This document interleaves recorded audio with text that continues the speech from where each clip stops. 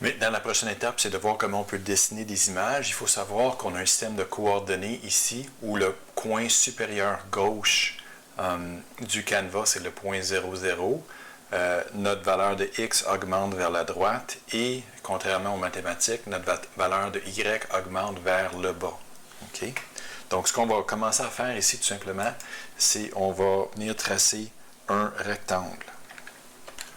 Pour tracer un rectangle, dans un premier temps, on doit obtenir le contexte de 2 dimensions de notre canevas. Donc, c'est une commande qu'on utilise une fois dans notre programme et ça nous donne le droit de pouvoir dessiner en 2 dimensions. Donc, cette variable-là, je l'ai tout simplement nommée C parce qu'on va avoir à l'utiliser souvent et on ne veut pas passer notre temps à taper le nom d'une longue variable. C'est ce qu'on appelle un contexte. Donc, la variable C va être égale au contexte de 2 dimensions de notre canevas qu'on a précédemment défini ici à la ligne 7. Okay? Donc, si on veut avoir un rectangle qui a été rempli, on va voir qu'on peut travailler avec des rectangles, des lignes, des cercles, évidemment, des arcs de cercle. Donc, ce qu'on veut, c'est avec notre outil de dessin que j'ai tout simplement appelé C, on veut avoir un rectangle qui est plein, donc Rectangle Fill, et il y a 4 paramètres à préciser.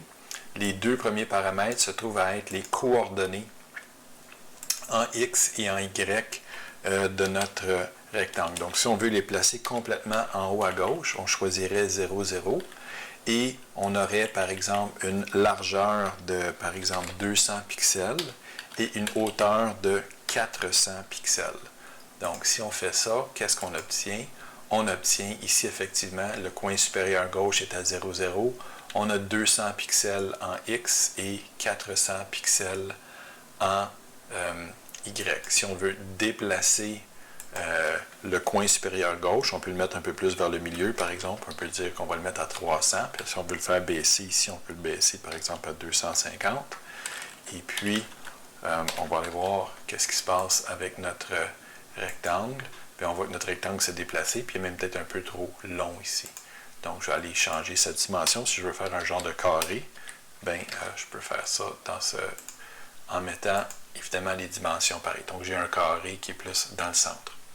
Si on veut changer la couleur de notre rectangle, on reprend notre variable C et on indique que le style qu'on veut utiliser pour remplir notre rectangle, par exemple, si on veut le remplir en blanc, on peut écrire C.fillStyle égale white et à ce moment-là, on va avoir un rectangle blanc. C'est même un carré blanc. On peut également utiliser des couleurs RGB. Donc, à ce moment-là, il faut le mettre entre guillemets ici. On indique RGBA et entre parenthèses, on met les valeurs de rouge, vert et bleu qu'on veut. Et puis, le dernier élément ici, c'est l'opacité. Donc ici, j'ai vraiment mis des nombres, des valeurs au hasard. Donc, on va voir ce que ça donne. Ça donne un genre de bleu. Maintenant, si je voulais quelque chose de parfaitement rouge, je pourrais mettre un 256 ici.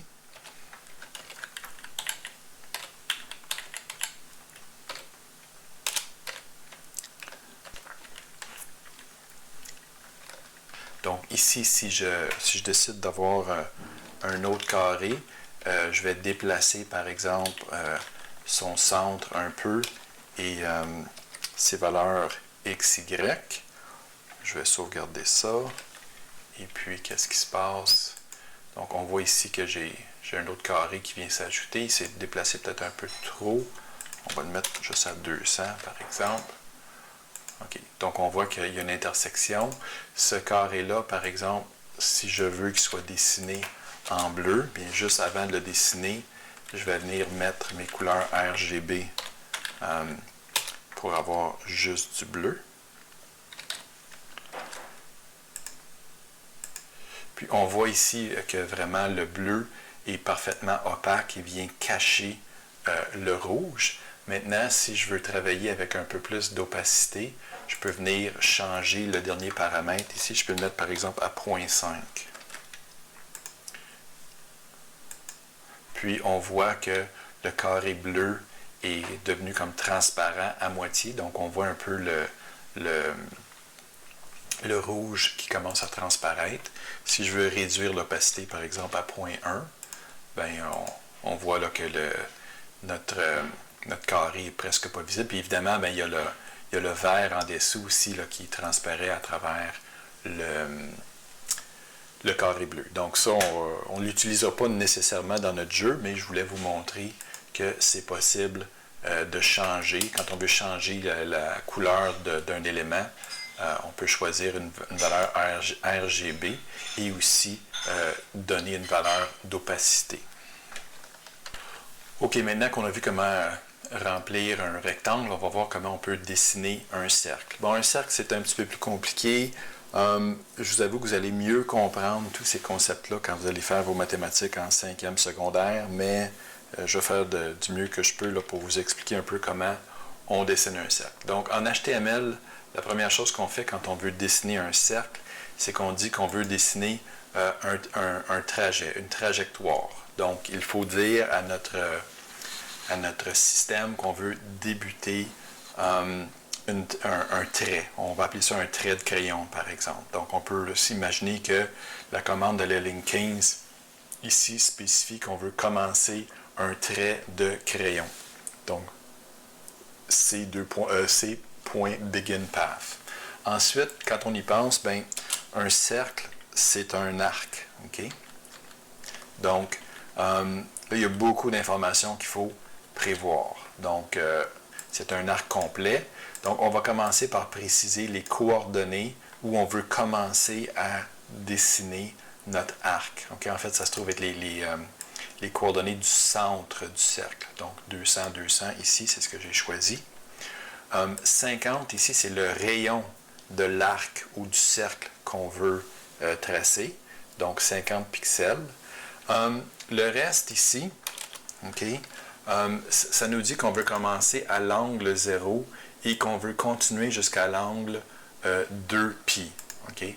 Math.pi, c'est la valeur pi que vous connaissez en mathématiques. Vous savez que la circonférence d'un cercle, c'est 2 fois pi fois son rayon. Donc, quand on veut faire le tour d'un cercle au complet, il faut toujours multiplier par 2π. Donc, ces informations-là, vous allez voir ça l'an prochain en mathématiques 5e secondaire. Faites-moi confiance pour l'instant. Puis le false ici, c'est tout simplement un paramètre là, qui est demandé. Donc, on n'aura pas à travailler souvent avec ces paramètres-là. Ce qu'on va surtout modifier, ça va être la valeur de x, y du centre du cercle et la valeur de son rayon. Donc, pour tout le reste, ici, on n'y touchera pas. Okay? Donc, et quand on a fini, donc ce qu'on est en train de faire ici, c'est qu'on se dit qu'on commence un trait de crayon, que notre trait de crayon va être un arc. Un arc, c'est un peu comme si on mettait un compas dont le centre est à 200, 200, le rayon est de 50 pixels, et on faisait un tour complet du cercle. Et quand on a fini, ben, ce qu'on peut faire ici, c'est qu'on peut indiquer au système qu'on complète, on fait vraiment notre trait de crayon. Puis, voilà, ça trace un cercle en noir ici. Bon, nous, on va vouloir avoir des balles.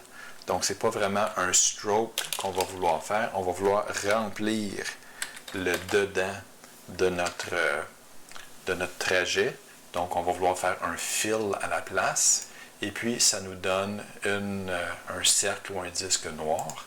Et puis, évidemment, ben, et si on veut que ce soit une balle de ping-pong, bon, souvent, les balles de ping-pong vont tout simplement être blanches. Donc, on va venir indiquer ici que on veut que la peinture ou la couleur qu'on met à l'intérieur de notre cercle soit du blanc. Donc voilà, si on veut, par exemple, dessiner un autre cercle ailleurs, à ce moment-là, bien, on peut juste copier notre ligne, changer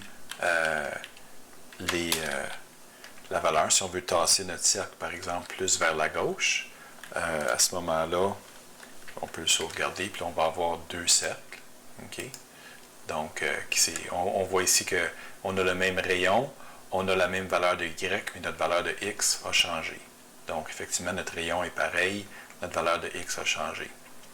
Puis si on voulait le tasser encore, bien, on pourrait le mettre à 600.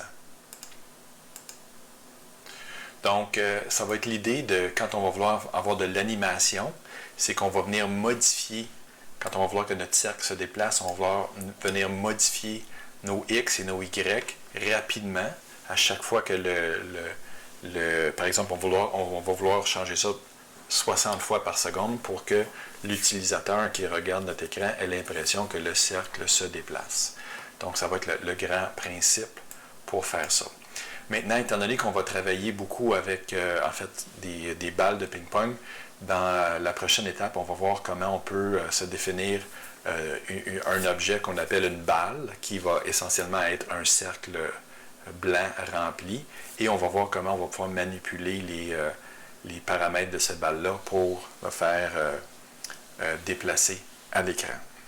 Donc, à date, ce qu'on sait, c'est comment tracer des rectangles et tracer des cercles. Puis c'est sûr que si on combinait les deux, en plus on pourrait, avec le même principe, c'est tracer des lignes et changer les couleurs, bien, on pourrait faire toutes sortes de dessins très, très, très complexes. Mais pour l'instant, on va s'en tenir à des balles.